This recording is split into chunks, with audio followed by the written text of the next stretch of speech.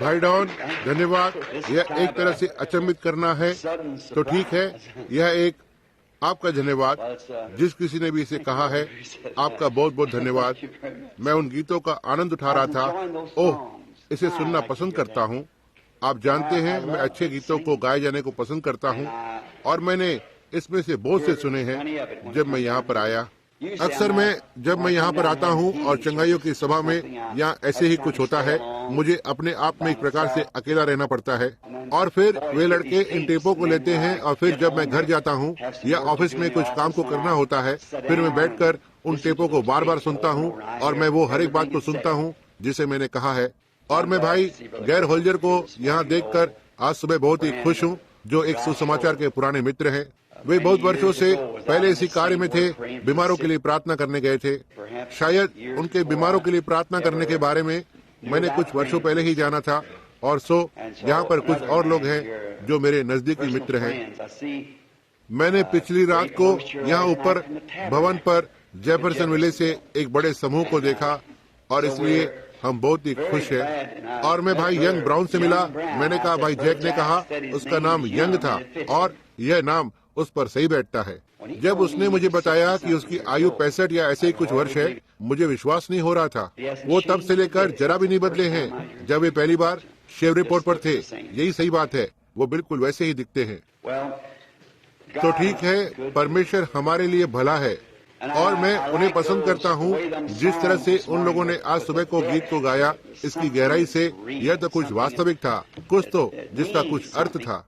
आप इसमें से पी सकते हैं। तब मैंने उन्हें गाते हुए सुना। मैं जोर जोर से गीत गाने से खुद को नहीं रोक सका, जो वहाँ लगभग कुछ तो भजन संहिता 23 के बारे में था। और फिर वहाँ पर आए, और उन्होंने तभी उन तीनों ने इस सुंदर से गीत को गाया। बस इसके लिए सोचकर वहाँ पर इसके अंदर कुछ तो है, आप जिसे महसूस करते हैं, जो आपके अंदर है। आपकी भावनाएं धड़कने लगती है, यह जानकर कि परमेश्वर का राज्य नजदीक आ चुका है। यह सारी बातें जिसके बारे में हमने बात की है और इसके बारे में सोचते हैं, जो अब वो बात जगह लेने जा रही है। हम में से कुछ सो जाएंगे इससे पहले वो समय आए, लेकिन इससे हमारा पुनरुत्थान नहीं रुकेगा, क्योंकि ये हमें उस आगमन के सौभाग्य को देता है। इससे पहले वे बदल जाते हैं। परमेश्वर की तुरही फूकी जाएगी। जो मसीह में मरे हैं वो पहले जी उठेंगे, फिर हम जो जीवित और बचे हुए हैं। क्या आपने पुनरुत्थान के क्रम पर ध्यान दिया? हम सब एक साथ उनके साथ उठा लिए जाएंगे। इससे पहले हम उससे मिले, हम एक दूसरे से मिलेंगे। हम एक साथ उनके साथ उठा लिए उनके साथ, ताकि प्रभु में हवा से मिले। देखो, वो परमेश्वर है, और फिर जबकि वो आराधना को चाहता है, यही तो उसका स्वभाव है कि उसकी आराधना की जाए, क्योंकि वह परमेश्वर है। और वह जानता है, यदि हम वहाँ पर थे, देखो, अपनी आंखों को तिरछा करके देखते होंगे, देखते हैं कि दूसरा एक वहाँ पर है तो, लेकिन और तब तो ये आजादी से आराधना करने का सही तरीका नहीं होगा। जब हम वहाँ पर खड़े रहते हैं और हम जानते हैं हम एक दूसरे से पहले मिले हैं और एक दूसरे को अभिवादन किया है, और तब उसके सामने होते हैं जो इस सब का कारण है, और छुटकारे के गीतों को गाते हैं। जैसे भाई जैक ने इस बयान को बहुत सी बार किया है, जब दूत पृथ्वी को चारों ओर से घेरे होते हैं, अपने सिरों को झुकाए हुए, ये नहीं जानते हुए हम किस बारे में बात कर रहे हैं। देखो, क्योंकि वे कभी भी छुड़ाए नहीं गए, लेकिन हमें छुड़ाया जाना था। और कैसे हम उस राजाओं के राजा और प्रभु के प्रभु को ताज पहनाएंगे। मैं नहीं जानता कि क्या कहूँ। मैंने कुछ भी कहने के बारे में नहीं सोचा है। मैं बस यहाँ पर ऐसे ही आया हूँ। मैं सोचता हूँ यह गवाही का समय है, केवल एक गवाही को देना है। और इसलिए आज रात प्रभु की इच्छा हुई तो मैं सोचता हूँ, मैंने अपने छोटे से कार्यक्रम की सूची को देखा है उन सभाओं के लिए, और मैं सोचता हूँ मैं आज रात को अपने संदेश को लेकर आऊंगा ईस्टर पर, या क्षमा कीजिए, आज रात को धन्यवाद प्रदान करने का संदेश होगा।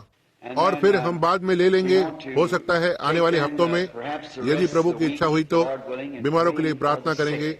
इस एक छोटी सी धन्यवाद प्रदान करने की जुबली के बाद हम चाहते हैं कि आप बाहर इकट्ठा हो जाएं, जो कि एक महान सभाओं की यादगार है, जिसे यहाँ पर शेवड़े पोर्ट में रखा गया था।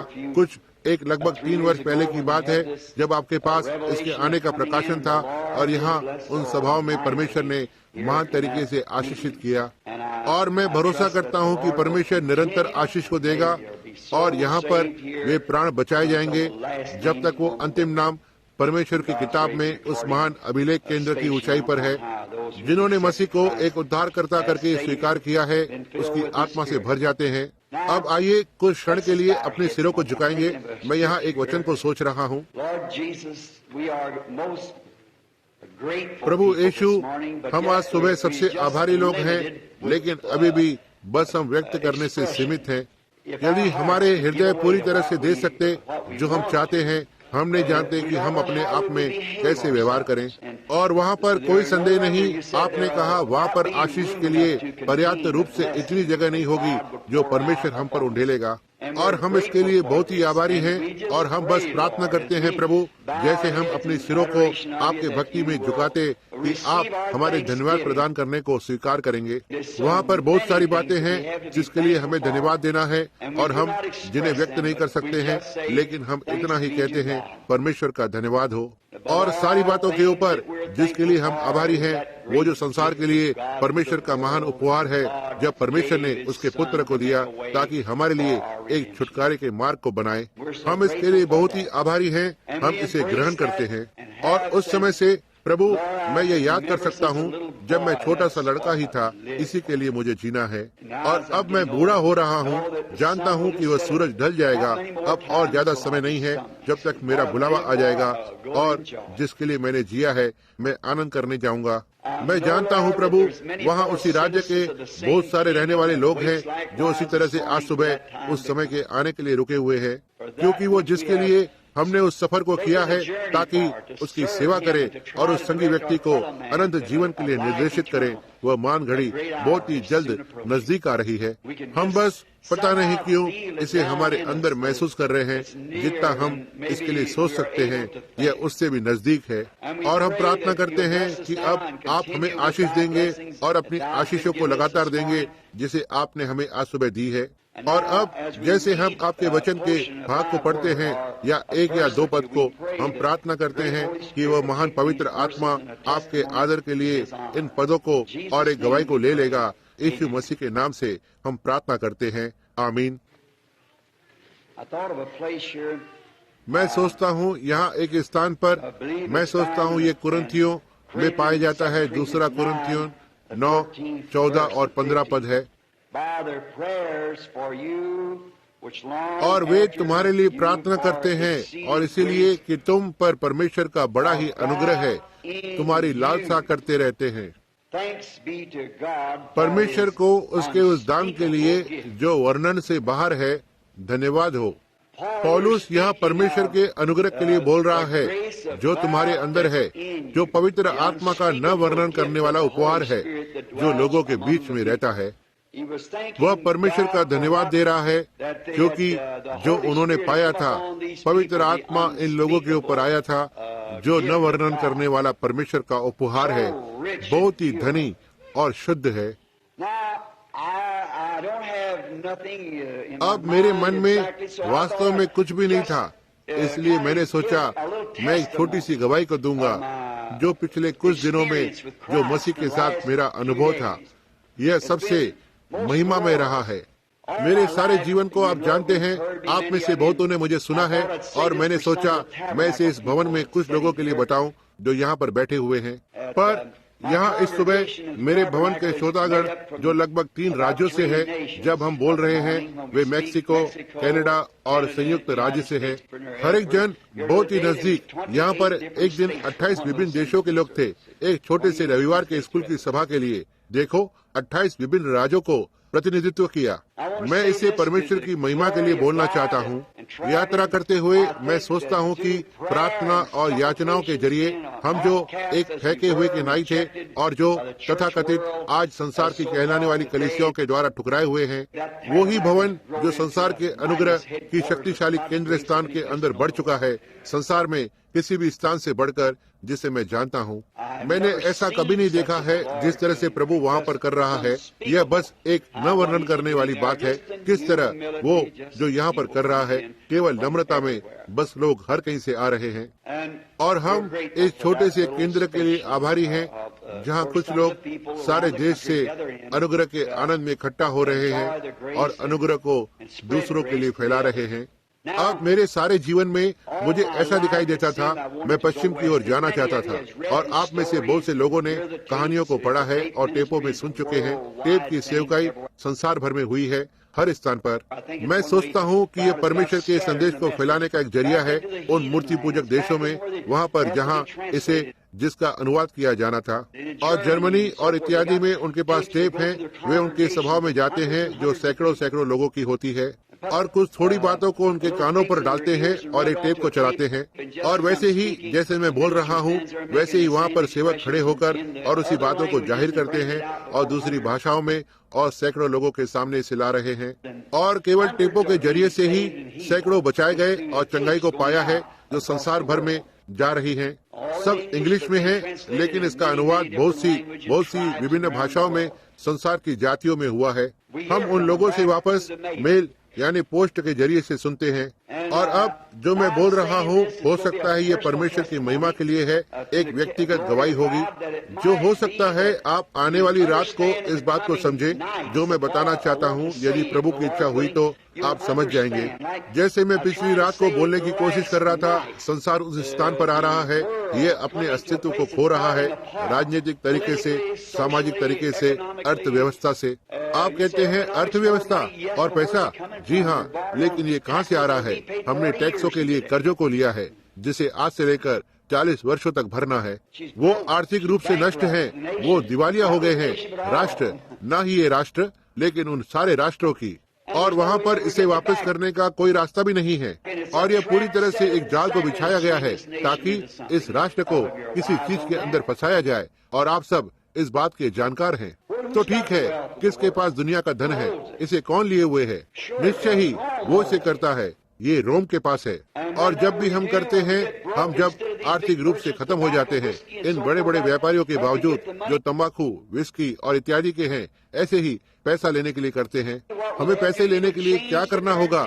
या तो हमें रुपयों को बदलना है या उधार लेना है। और जब वे ऐसा करते हैं, यह जन्म अधिकार है जो पूरी तरह से वापस भेज देते हैं, सिद्ध रूप से और बिल्कुल जैसे वचन इसके बारे में कहता है। मैं एक स्थान पर जाना चाहता था, यदि परमेश्वर की इच्छा हुई तो, जब एक तंबू दृश्य पर आता है, और मैं विश्वास करता हूँ यह बहुत जल्द होगा। जल्दी ही मैं संसार भर में जाऊंगा। मुझे आने वाले समय में संसार भर की सभाओं को लेना है। और मैं एक स्थान पर जाना चाहता था जहाँ मैं लगभग 6 हफ्तों के लिए बैठ सकता हूँ और केवल उन बातों को लेकर और उनमें से होकर जाऊंगा। आप देखना, यहाँ से और वहाँ से वचन में से लेते हुए। और यह चौंकाने वाली उस घड़ी को देखना जिसमें हम रह रहे हैं, यह बहुत ही भयभीत कर देती है। यह मुझे भयभीत कर देती है, ना ही क्योंकि मेरे हृदय में आनंद की घंटियां बज रही हैं, जानते हुए कि प्रभु का आगमन बहुत ही नजदीक सामने है, लेकिन जिस बात से मैं भयभीत होता हूँ, यह जानकर कि बहुत से लोग उस घड़ी के लिए तैयार नहीं है जिसका हम सामना कर रहे हैं। यही सबसे खराब भाग है। कितने लोगों ने कभी वहाँ ऊपर उस गिलहरियों के बारे में कहानी को सुना है? बहुत से लोगों ने, निश्चय ही। ओह, मैं सोचता हूँ हर किसी ने। इसी तरह से एक छोटी सी बात एक दिन घटित हुई थी, और आपने उस पहाड़ों की कहानी के बारे में सुना होगा। नीचे आ रहा था जब प्रभु ने एक दिन उन बातों को पहाड़ों पर लिखा। मेरी जीवन, मैं एक प्रचारक नहीं हूँ, हर कोई ये जानता है मैं एक प्रचारक नहीं हूँ, लेकिन यह एक आत्मिक रूप में बना हुआ है। उन चीजों को देखना और बातों को आगे बढ़ते हुए देखना और लोगों को उन बातों के बारे में पूर्व जानकारी देना जो बातें घटित होने जा रही हैं। और बस यही मेरा तरीका है। मैं इसकी मदद नहीं कर सकता हूँ और न ही इससे अधिक अपने तरीके के लिए आप मदद कर सकते हैं। लेकिन परमेश्वर ने हमें हर एक जन को उस देह में रखा है ताकि किसी विशेष कार्य को करें। और मैं हर एक छोटी बात को बढ़ते हुए देखता हूँ, हर एक उद्देश्य को, हर एक कारण को, क्योंकि हर एक चीज आत्मा के द्वारा नियंत्रित होती है। इस कलीसिया को यहाँ पर एक उद्देश्य के लिए रखा गया था। इस कलीसिया के पीछे एक आत्मा है। निश्चय ही आपके घर के पीछे आत्मा है, हर एक इमारत के पीछे एक आत्मा है, हर एक बात के पीछे वहाँ पर एक आत्मा होता है, उद्देश्य होता है, कारण होता है। यह कलीसिया यहाँ पर आती है जिससे कि मनुष्य के कार्य या किसी चीज की अत्यंत प्रशंसा हो, तब इसका उद्देश्य सही नहीं है। लेकिन यदि इसे यहाँ पर रखा है जिससे कि कुछ तो परमेश्वर के राज्य के लक्ष्य को पूरा करने की कोशिश करे, तब इसका उद्देश्य और कारण दोनों ही सही है, यदि उद्देश्य उस तरफ निर्देशित करते हैं तो। अब मैं सोच रहा था, जब से सेवकाई करते आ रहा हूँ और पहले, दूसरे और तीसरे चरण की सेवकाई, जब मैं पहली बार शेवड़ेपोर्ट आया, मैंने आप लोगों को बताया, आप अपने हाथों को उसके ऊपर रखें जैसे ये मेरे हाथों के ऊपर है, और यह उसी बात को दर्शाता है। और पवित्र आत्मा कभी एक बार भी नहीं चुका है, लेकिन बिल्कुल वही आपको बताया है कि आपके साथ क्या गलत था। मैंने इसे उसी वक्त आपको बताया है। उसने मुझे उस दिन बताया, वहाँ पर एक समय आ रहा है जब तुम हृदय के उसी गुप्त भेदों को जानोगे। यह नहीं जानता था कि ये वचन कहता है कि ऐसा होगा। मैं इसे नहीं जानता था, लेकिन वचन ऐसा ही कहता है। परमेश्वर का वचन विचारों को जांचता है और हृदय के इरादों को जानता है। इब्रानियों उसका 4वां अध्याय। अब वो वचन, आप देखना, आपको उस वचन को अवश्य ही कभी नहीं छोड़ना है। आपको ठीक उसी वचन के साथ बने रहना अवश्य है जिस तरह से ये लिखा हुआ है। इसमें अपने व्यक्तिगत अनुवाद को न डालें, बिल्कुल वैसे ही कहें जिस तरह से ये लिखा हुआ है। यह परमेश्वर का वचन है और यह परमेश्वर है। परमेश्वर और उसका वचन एक ही है, बिल्कुल एक जैसे। और जैसे मैंने पिछली रात को कहा था, वहाँ पर वचन का कुछ भाग हर एक युग के लिए रखा हुआ था, और वहाँ कुछ अभिषेक नीचे उतर कर आता है जो उस युग के लिए वचन के भाग को जो परियोजित करता है। और आप देखो हम आज कहाँ पर हैं, अध्ययन करें हम क्या करने वाले हैं, तब आप जानेंगे हम कितनी दूर आ गए हैं। मैं केवल एक ही बात को बचा हुआ देखता हूँ, किसी भी समय प्रभु यीशु का आगमन, कलीसिया का रैप्चर, और हम उससे हवा में मिलेंगे। अब ये बातें इस दिन में पूरी होने जा रही हैं, बिल्कुल वैसे ही जैसे उसने इसकी करने की प्रतिज्ञा की है कि वो ऐसे करेगा। और लगभग 5 वर्ष पहले उसके समय के अपने काम को पूरा किया था। उन हर एक चरणों में से हर एक ने उसके समय के काम को पूरा किया था, और वह दर्शनों को देता है। और आप बहुत से जो टेपों को सुनने वाले हैं और इत्यादि लोग हैं, जानते हैं वहाँ पर एक और चरण आने वाला है, और उसने साधारण रीति से इसको बिल्कुल सिद्ध रूप से बाहर लाया। यहाँ पर एक मनुष्य ठीक अभी बैठा हुआ है, मैं उसकी ओर देख रहा हूँ, जो ठीक वहाँ पर था और इस बात को जगह लेते हुए देखा था, बिल्कुल वैसे ही सिद्ध रूप से जैसे मैंने कभी अपने जीवन में देखा था। और यहाँ तक इसकी तस्वीर को भी लिया गया, जो प्रभु परमेश्वर ने कहा वो बात जगह लेगी। और हम ठीक वहाँ पर गए और ये वहाँ था, बिल्कुल उसी तरह से जैसे उसने कहा था। बस लगभग जैसे कि 17 मार्च को, जिसे लाइफ मैगजीन किताब में मार्च को प्रकाशित किया गया था। आपने आकाश में प्रकाश के गोलाकार को देखा है, 30 मील ऊंचा और जो 27 मील फैला हुआ था, क्योंकि जो नमी है केवल लगभग 9 मील की ऊंचाई तक ही होती है, और वे इसे बना भी नहीं सकते हैं जो ये था। और ठीक उसके नीचे एक व्यक्ति खड़ा हुआ था, जो ठीक अभी यहाँ पर अभी उपस्थित है, जो तभी वहाँ पर मेरे साथ ही खड़ा हुआ था। जब परमेश्वर से वे 7 दूत नीचे उतर कर आए, ठीक वहाँ पर स्पष्ट रूप से खड़े हुए थे और मुझे उस अंतिम समय के बारे में बताया, और ये प्रकाशन और प्रकाशित वाक्य की किताब और 7 मोहरों के बारे में था। और कहा वापस घर जाओ और एक एक करके संदेश को वो लेकर आएंगे। यह सही है। और यह ठीक ऊपर चला गया और सफेद होने लगा। जैसे ही यह ऊपर चला गया और ऊपर और एक धमाका हुआ जिसने पहाड़ों को हिला दिया, इतना तक कि एक बाल्टी के नाप की चट्टानें पहाड़ों से इस तरह से गिरने लगी और आसपास कुछ भी नहीं था। यहाँ तक कि अखबारों ने भी कहा, उन्होंने इस बात का निरीक्षण किया यह देखने के लिए कि ये जो एक ध्वनि या विस्फोट हुआ था या हवाई जहाज था या ऐसे कुछ और, वहाँ पर कुछ नहीं था। ऊपर कोई हवाई जहाज नहीं था, कुछ भी नहीं था। इसके अलावा एक ध्वनि का विस्फोट इसे नहीं कर सकता है। और उस वक्त इसे पहले से ही बताया गया था यह उस तरह से होगा, इसके घटित होने से 6 महीना पहले, 6 महीने, और यह वहाँ पर था। और विज्ञान आज इसकी जांच कर रहा है, ठीक वहाँ टूसान और विभिन्न स्थानों में वे यह नहीं समझ सकते हैं कि वहाँ पर ऊपर क्या था। फिर यदि आपको मैगजीन वो किताब मिलेगी और आप देखेंगे, आप उनके पंखों के आकार को भी देख सकते हैं जो अभी भी वहीं पर हैं जब वे ऊपर जा रहे थे, वो 7 दूत। और हम जानते हैं ये बातें सही है दोस्तों। ओह, यदि वहाँ पर एक कभी समय था कि कलीसिया को गंभीर रूप से सच्चाई में होना है, इसे ठीक अभी होना चाहिए, अभी।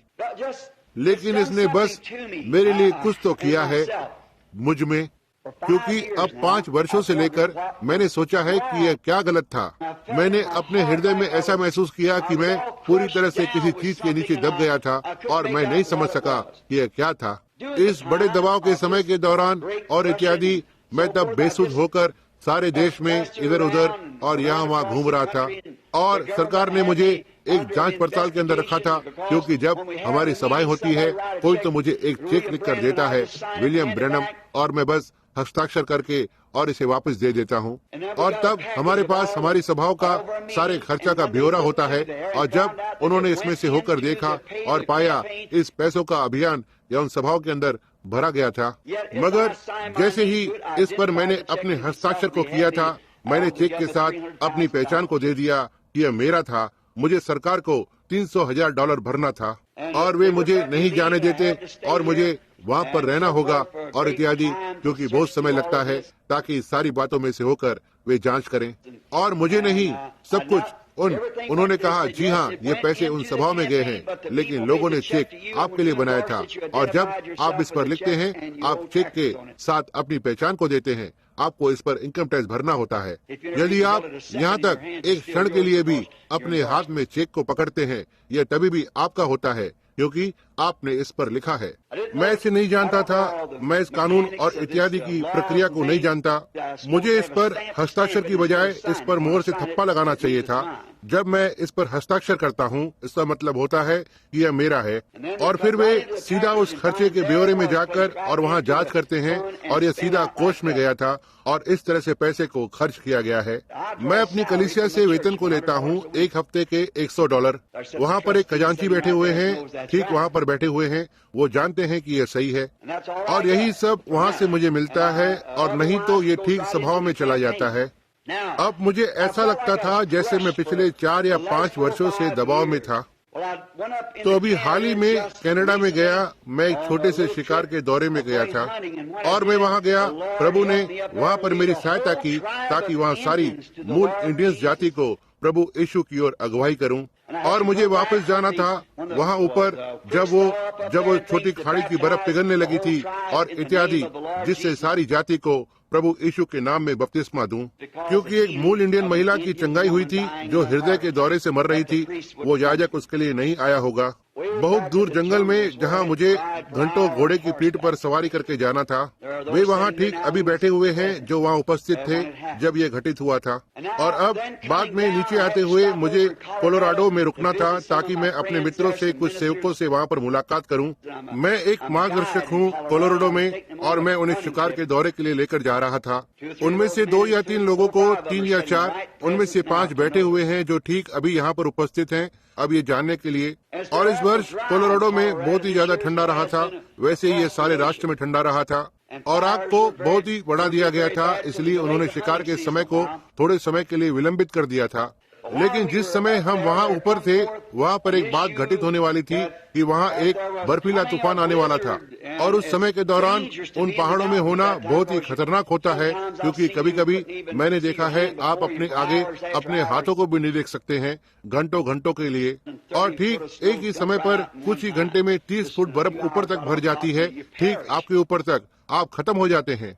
इसलिए मैंने उस सुबह को अपने भाइयों से कहा, जब हम बाहर जा रहे थे, मैंने कहा अब वो बर्फीला तूफान, लगभग 100 पुरुष या उससे ज्यादा जो हमारे ठीक पीछे रहे थे, और यहाँ पर वे जीप, ट्रक और हर एक वाहनों से वहाँ से बाहर निकल रहे थे, क्योंकि उन्होंने जान लिया था कि क्या होने जा रहा था। कोई भी पीछे नहीं छूटा, लेकिन वे ग्वाले खुद वहाँ पीछे रह गए थे जो वहाँ सर्दियों में रहते थे, और हम केवल थोड़े ही लोग थे, एक ही ट्रक जो वहाँ पर रुकी हुई थी।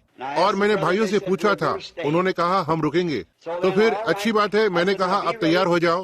और हम बाहर गए और हमारे साथ एक मेथोडिस्ट सेवक और मैं कुछ रोटी और सामग्री को लेने के लिए गए, इसलिए कि हम उसे उपलब्ध कर सकें। यह लगभग 30 मील अंदर और पीछे था। तो हम वापस आए और भाई जॉन और वे यहाँ पर बैठे हुए हैं, उन्होंने तूफान के बारे में सुना था और वे दूर निकल गए थे।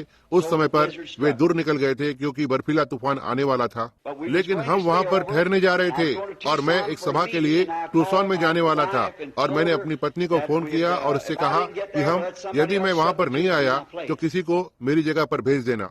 और अगली सुबह हम बाहर निकल गए। मैंने कहा अब ये पहली बार है, ये सचमुच में बादल छाया हुआ था, आप बारिश की आवाज को गिरते हुए सुन रहे हैं। आप वापस छावनी में चले जाएं जितना जल्दी आप जा सकते हैं, क्योंकि अगले 10 मिनट या 15 मिनटों में आप अपने वापस जाने के रास्ते को फिर से न देख पाएंगे। और तो मैंने वहाँ नीचे कुछ लोगों को खड़ा किया था और चलकर ऊपर पहाड़ी की चोटी पर गया था, कोशिश कर रहा था कि हिरन को वहाँ से नीचे उन लोगों के पास भेजूं। और इससे कुछ ही दिन पहले मैं अपनी बंदूक से शिकार कर रहा था वहाँ टूसान में। वहाँ वापस ऊपर आते हुए थोड़ा दाहिनी तरफ गोली को चलाया। मैंने एक बड़े बारहसिंगा को मारा जिसके लिए मैं वर्षों वर्षों से देख रहा था, और ये उसे बहुत ही ऊंचाई से लगी और वो वहाँ पर नीचे मर गया और मुझे वो नहीं मिला और मौसम बहुत ही खराब होते जा रहा था। मैंने सोचा मैं वापस ऊपर दौड़कर जाऊंगा और उसे एक बार देखूंगा। और जब मैं पहाड़ के ऊपर पहुंच गया, मैंने देखा बारिश आरंभ हो गई थी और बर्फ गिर रही थी और बड़ी बड़ी बर्फ की बूंदें एक चांदी के डॉलर के आकार की जो हर कहीं पर चिपक रही थी और हवाएं लहरा रही थी। मैं जान गया हर एक जन भाग रहा था। तब वे वापस तंबू की ओर जाने लगे, तो मैं कुछ देर तक रुका रहा और मैंने सोचा मैं इस तूफान में इस हिरन को कभी नहीं ढूंढ पाऊंगा। इसलिए हम आगे बढ़ते गए। पहाड़ से नीचे आने लगे। सिर्फ मेरे सामने 10 फुट ही देख सकता था और मैं लगभग 4 मील या उससे अधिक दूर था अपने स्थान पर पहुंचने के लिए। जानते हुए मैं पहाड़ से नीचे आने लगा। उस देश को बहुत अच्छी तरह से जानता था क्योंकि मैंने वहाँ पशुओं को वर्षों वर्षों पर ध्यान दिया है। पहाड़ से नीचे आते मैं उस घाटी से कुछ आधा मील की दूरी पर ही था जहाँ पर इस तरह से चौराहा था, उस हद के पार जहाँ पर हम थे। और वहाँ पर मैं अपने हृदय में उस भयानक बोझ को महसूस करते आ रहा था। मैं रोया हूँ, मैंने प्रार्थना की है, मैंने स्वीकार किया है। मैं क्या कर सकता हूँ? वो क्या था जो मैंने किया है? जैसे कि तुमने वास्तव में कुछ तो गलत किया है, जैसे तुमने किसी को तो दुख पहुंचाया है और आप जानते हैं आपको इसे सही करना चाहिए। मैं किस बात के लिए दोषी था मैं नहीं जानता था। मैंने कहा, प्रभु यदि आप केवल मुझ पर यह प्रकट करें मैं इसे ठीक कर लूंगा। लेकिन मैंने क्या किया है सिवाय खड़े होकर और प्रचार करने के, और वह सब जिसे मैं करने के लिए जानता था। और मैंने कोशिश की है कि साफ, निर्दोष और केवल आपके वचनों के अनुसार जीऊं। लेकिन मैंने क्या गलत किया है, और अब भी वर्षों वर्षों से मेरे हृदय से वो बोझ नहीं गया। और उस सुबह को इसके बारे में मैंने उस पहाड़ पर सोचा और मैंने नीचे उतरना आरंभ किया। यह मेरे विवाह की सालगिरह के पहले का दिन भी था। मेरी पत्नी और मैंने 20 वर्ष पहले विवाह किया था और मैं विवाह की सालगिरह पर कभी भी घर पर नहीं रहा था। और मैं हमेशा ही उस पहाड़ पर जाता हूँ, एक छोटे से स्थान में जहाँ पर वो जहरीले सर्प थे। उस पहले वर्ष पर जब हमने विवाह किया था, मेरे पास इतना पैसा नहीं था कि उसे हनीमून पर लेकर जाऊं, एक छोटे से दौरे के लिए। और तब मेरा शिकार का दौरा भी था, इसलिए मैं अपनी पत्नी को एक शिकार के दौरे पर हनीमून पर लेकर गया। इसलिए एक प्रकार से इसे लेते हुए ऐसा दिखाई दिया एक ही समय पर दोनों हो जाएगा। और मुझे याद है एक छोटी सी महिला, और मैंने उसे ऊपर उठाकर और उसे वृक्ष के लट्टे पर चढ़ाया था और हम उस एक छोटे से स्थान पर गए और मैंने उसकी तस्वीर को लिया और वो हमेशा ही एक तरह से सुंदर थी। मैं उसके लिए सोचता हूँ और उसके काले बालों के लिए सोचता हूँ और वह कितनी खूबसूरत थी। और अब वो बूढ़ी हो गई है और बस कुछ ही वर्ष में वो ऐसी हो गई थी। मैंने सोचा, मैं सोचता हूँ मैं वहाँ पर जाऊँगा, लेकिन ये बहुत ही कठिन है। वहाँ पर उस समय पर बर्फ और ज्यादा हो गई थी। मैं जानता था कि मुझे अंदर होना था क्योंकि उन्होंने प्रसारित किया था कि सारे रास्ते पर एक भारी बर्फीला तूफान आएगा। उन्होंने इसे सारे राष्ट्र में प्रसारित किया था। मैं नहीं जानता भाई टॉम सिम्पसन आज सुबह यहाँ पर बैठे हुए कि नहीं, जो कनाडा से आते हैं। उसे रेडियो के द्वारा बताया गया था कि आप उस देश से होकर भी मत जाना। हर एक ने कहा वहाँ से होकर मत जाना, दूसरे मार्ग से जाना, क्योंकि एक खतरनाक बर्फीला तूफान चारों ओर फैल रहा है। और ये सोचते हुए मैंने पहाड़ के नीचे उतरना आरंभ किया और लगभग सुबह के 10 बजे थे। और अचानक ही बिल्कुल उतना ही साफ जैसे आप मेरी आवाज सुन रहे हैं, उस आवाज ने कहा, रुक जाओ, मुड़कर और वापस जाओ। अब मैं इस बात को उन लोगों के बीच में नहीं बता सकता जो अविश्वासी हैं। आप केवल इसे विश्वासियों को ही बता सकते हैं, और फिर क्योंकि इसे अविश्वासी कभी नहीं समझ सकते हैं। आपके पास आत्मिक बातों को समझने के लिए आत्मिक मन होना चाहिए। वचन आत्मिक है, इसका अनुवाद आत्मिक है, और यह परमेश्वर का वचन है। और मैं रुक गया और मैंने सोचा यदि मैं वापस वहाँ पर जाता हूँ, एक और आधा मील वापस ऊपर, और तूफान इस तरह से बढ़ते जा रहा है जैसे। और डेविड वुड ने मेरे लिए एक सैंडविच बना कर दिया था और यह मेरे पास था। मैं सोचता हूँ एक समय उसने मेरे लिए और उसके पिता के लिए भी बनाया था। हमारे पास कुछ नहीं था, कुछ प्याज और शहद और ब्रेड के अलावा, और मैंने इस सब को एक साथ किया। हमने एक सैंडविच को हमारे लिए बनाया और वह उसके सैंडविच को नहीं खा पाया, और मुझे लगता है वो मेरे साथ आने की कोशिश कर रहा था। इसलिए उसने रख दिया। मैं नहीं जानता यह सब वो किस तरह का। और ऊपर पहाड़ की ओर जा रहा था और बारिश बहुत तेजी से हो रही थी और बारिश से यह गीला हो गया और यह एक में ही पूरी तरह से भरा हुआ था। मैंने सोचा तो ठीक है, मैं इसे खाकर और रुकूंगा। और उस समय मैं वहाँ पर खड़े होकर सोचने लगा, यह कुछ और नहीं, यह सिर्फ मेरी कल्पना थी। यह शायद एक हवा थी जो उड़ रही थी, जो इन पेड़ों में से होते हुए लहरा रही थी। और मैंने चलना आरंभ किया और मैं बस नहीं चल पा रहा था। और मैंने सोचा, मैं सोचता हूँ मैं वापस जाऊँ। और मैंने फिर से सुना, तुम वापस जाओ जहाँ से तुम आए हो। इसने यह कहा। मैंने पहाड़ पर चढ़ना आरंभ किया, रुक गया। और मैंने सोचा, हो सकता है मैं वापस जाने से डर रहा था जहाँ पर मैं था, क्योंकि वे हवाएं बहुत ही तेज थी। कभी कभी परमेश्वर उन चीजों को करवाता है जो बहुत ही खतरनाक और सीमा से बाहर दिखाई देती हैं। मूसा के बारे में किस तरह से वो छड़ी के साथ था जो नीचे उस मिस्र को लेने जा रहा था। और हर एक चीज जो हम इस तरह से पाते हैं जिसे परमेश्वर असंभव को निमंत्रण देता है। देखो, क्योंकि वो असंभव बातों को करता है जिससे मनुष्य जान जाए कि यह वो नहीं है, यह तो परमेश्वर है जो इसे कर रहा है।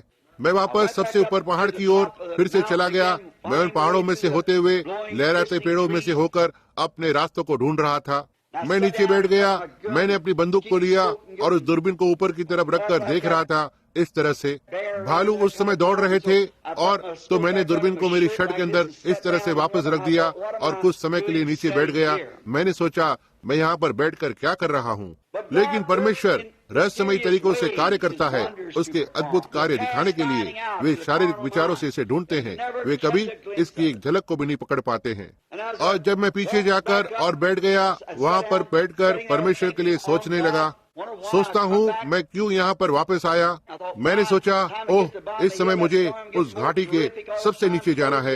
यह तूफान तो हर समय बहुत ही तेज होता जा रहा है। अंत में मैं अपने आगे कुछ न देख सकूंगा। और अब यदि आप इसे विश्वास नहीं करते होंगे, लेकिन यह सच्चाई है। एक आवाज ने मुझसे बात की और कहा, मैं प्रभु परमेश्वर हूँ। मैंने स्वर्ग और पृथ्वी की सृष्टि की है। प्रकृति मेरी आज्ञा को मानती है। और तब मैं वहाँ पर कुछ देर के लिए बैठ गया। झटके से मेरी टोपी को उतारा, और कहीं पर तो वो आवाज थी।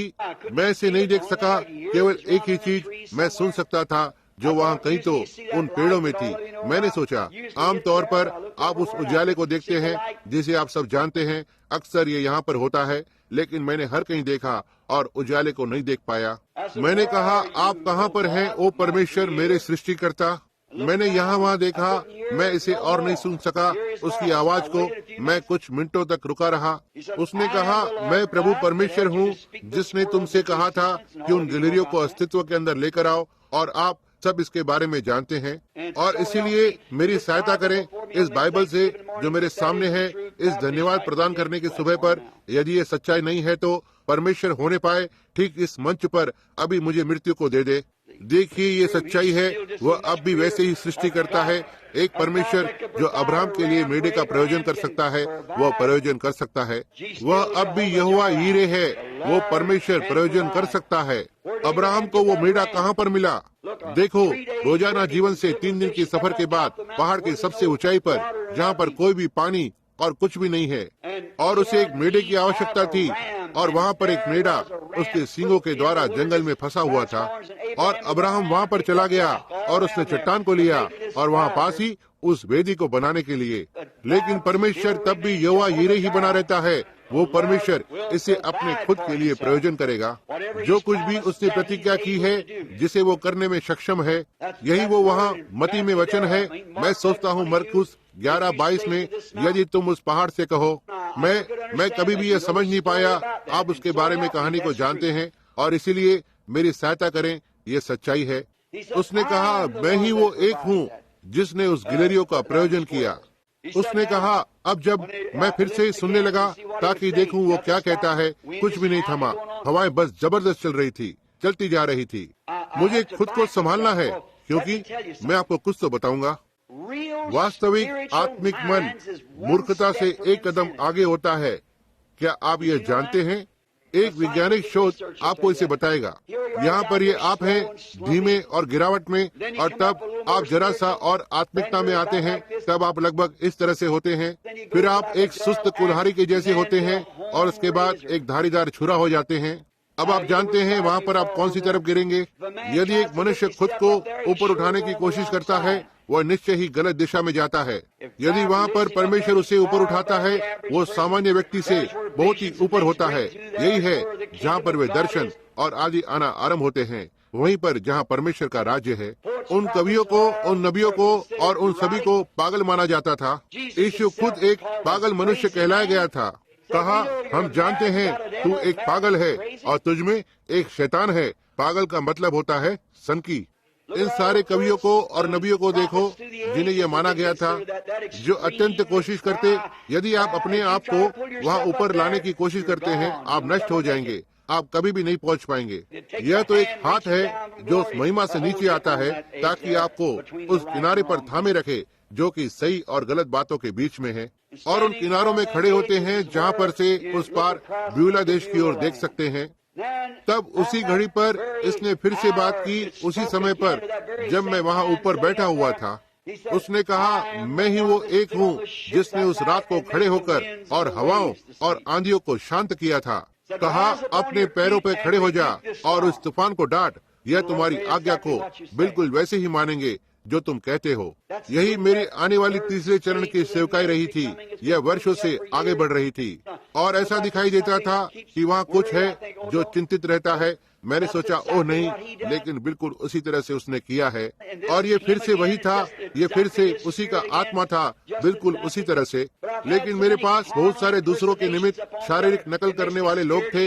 यहाँ तक मुझे उस विषय पर सोचने के लिए भी डर लगता है, क्योंकि आपके पास ऐसे लोग होंगे बिल्कुल निश्चय ही उसी तरह से जैसे संसार के पास होते हैं। वहाँ पर हमेशा ही मिली जुली झुंड होती है और वो शारीरिक नकल करने वाले उसी तरह से करते हैं। ऐसा उसके दिनों में किया गया, यही मूसा के दिनों में किया गया। वो हर एक समय में इसे करेंगे। ये इस दिन में करेंगे जब पवित्र आत्मा कुछ तो कार्य करने की कोशिश कर रहा है।